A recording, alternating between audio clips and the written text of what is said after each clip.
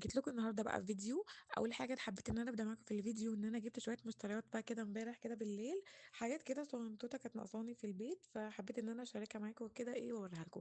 اول حاجه بقى هنا جبت العلبه دي بتاعه المسحوق بتاع الاريال بتاع الغساله. كان عندي مشكله ان الكيس ما بحبش ان انا احط كيس المسحوق فوق الغساله، شكله مش لطيف. فحبيت ان انا اجيب العلبه دي، وعايزه اقول لكم انها بتاخد كميه كبيره. بس وكنت عايزة طفاية كده صغنطوطة خفيفة. أنا عندي الطفايات اللي هي الكريستال فتقيلة وكبيرة، فدي حطاها في الليفينج وحطاها في الأنتريه عندي بس. وعجبني بقى المج القمر الكيوت ده. تعرف بصوا، انا بعشق حاجه اسمها مجات، اي مج بيعجبني لازم اجيبه. المج ده ما كانش عندي فجبته. بس وجبت الطقم اللي بتاع الشاليمو ده. طبعا هو اطفالي شويه، بس انا بحب الحاجات اللي زي كده، شكله كيوت كده وجميل، فحبيت ان انا اجيبه. هم اشكالهم كده مختلفه والوانهم كمان مختلفين. هبقى اوريها لكم كده لما ابدا ان انا استخدمها معاكم في المطبخ. بس وكنت محتاجه ورق الزبده ده بتاع الاير فراير. جبت المقاسين دول، جبت المقاس الصغير والمقاس الكبير ده. كان بقالي فتره مش عارفه اشغل الاير فراير بسبب ان أنا الورق ده خلصان من عندي. وبصوا يعني بتخلي يعني الاير فراير نضيفة، ومش على طول بقعد انضفها، يا دوب بس بلمعها، فاهمين؟ فالورق ده يعني ضروري جدا تستخدموه انتوا تستخدموا الاير فراير. بس جبت الازايز دي الاكليريك دي، جبت الشفافه، وجبت اللي هي اللون ده اللي هو مش عارفه الاورنج فاتح دي ولا ايه. بس جبت الاتنين اللي هما البلاستيك دول من ماكس. بس اللي هي الاكليريك دي كانت ب40 او 45، بتهيألي 45. واللي هي البلاستيك اللي هي اللي من ماكس دي كانت ب20 جنيه بس. وجبت طقم الفوط دي اللي هي الكبيرة. أنا عندي اللي هي الصغنططة الكبيرة دي كانت خلصانة من عندي. الكيس بيبقى فيه 5 على ما أعتقد، فجبتها برضو على طول ما بستغناش عنها. حلوة جدا وبتمتص مياه كتيرة جدا، ميكروفايبر، فتحفة. بس بعد بقى ما صورت لكم مشتريات وكده وصحيت من النوم، فطرت. وبعد كده بقى فرشت الملاية دي. الملاية دي كانت جديدة، كنت أول مرة إن أنا أفرشها وكده، فحبيت إن أنا إيه أوريها لكم. بس ودخلت بقى على المطبخ. لكم أن تتخيلوا شكل المطبخ من امبارح. كنت عاملة حواوشي بالليل وكده في العشاء، والحوض عندي كانت سد، ما كنتش عارفة أغسل المواعين بصراحة. فعندي المطبخ كان متدمر. فاول ما قمت بقى كده، الطبق ده كان اللي انا كنت عامله فيه اللحمه بتاعه الحواوشي وكده، فلقيت اللحمه لازقه فيه، فقلت ان انا هبوشه كده بشويه ميه، وهبدا اغسل بقى المواعين دي. والنهارده مش هعمل اكله هنا تاخد مني وقت. اكله النهارده قلنا نقضيها كده على طول بشويه كبده بلدي على شويه بطاطس وطحينه والكلام ده كله. فكان عندي كبده في الفريزر، قلت اطلعها تفك. وهعمل جنبها بطاطس وطحينه وشويه طماطم مخلله والكلام ده كله كده. خلاص اليوم كده يتقضى معانا. بس في اول حاجه بقى هنا كده غسلت الجريل دي برضو اللي كنت عامله عليها الحواوشي وانا بغسل بقى المواعين هنا افتكرت ان انا ما طلعتش الكبده تفك. وانا هنا برضو كنت متاخره عايزه اعمل الاكل، مش هتاخد معايا وقت، بس كان ورايا حاجات في البيت كتيره كنت محتاجه ان انا اعملها. بس فهنا بقى رحت على الفريزر عشان خاطر اطلع الكبده. بس عندي كمان الفريزر والتلاجة عايزه يعني اروقها معاكم. الدنيا متدمره خالص، الدرجين بتوع الفريزر مقلوبين، عايزين يترتبوا الكلام ده كله. قلت هعملها بس بعد ايه ما اخلص اللي ورايا في الشقه، برضه الحاجات الاهم الاول. بس انا بقى كنت عماله ادور على كيس الكبده مش لاقيه، في الاخر بقى الحمد لله لقيته. بس قلت بقى هسيبها كده تفك.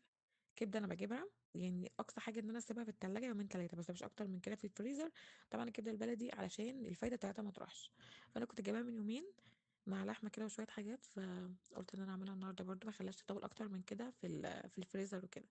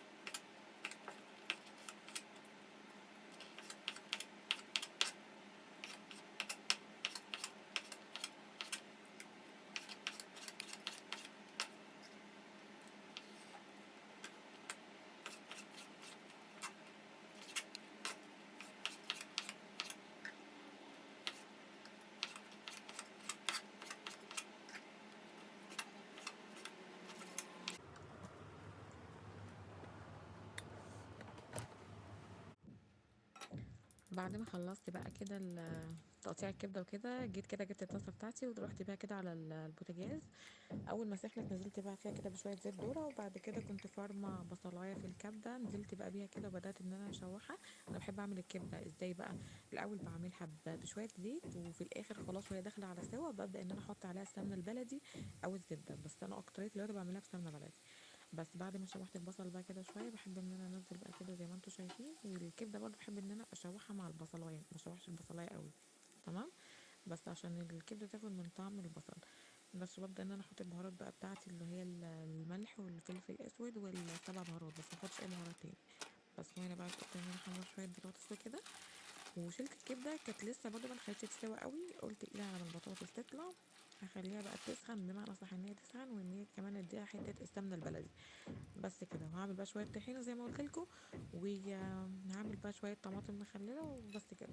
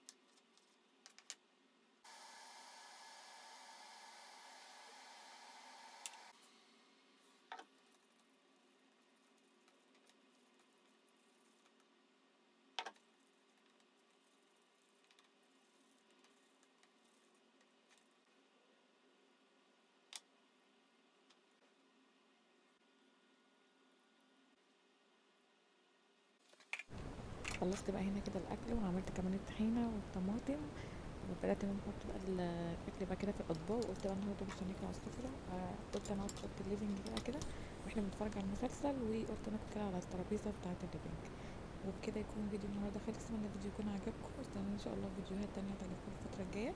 واهو على قد ما اقدر ان انا مواظبه وبنزل كل يوم فيديو جديد.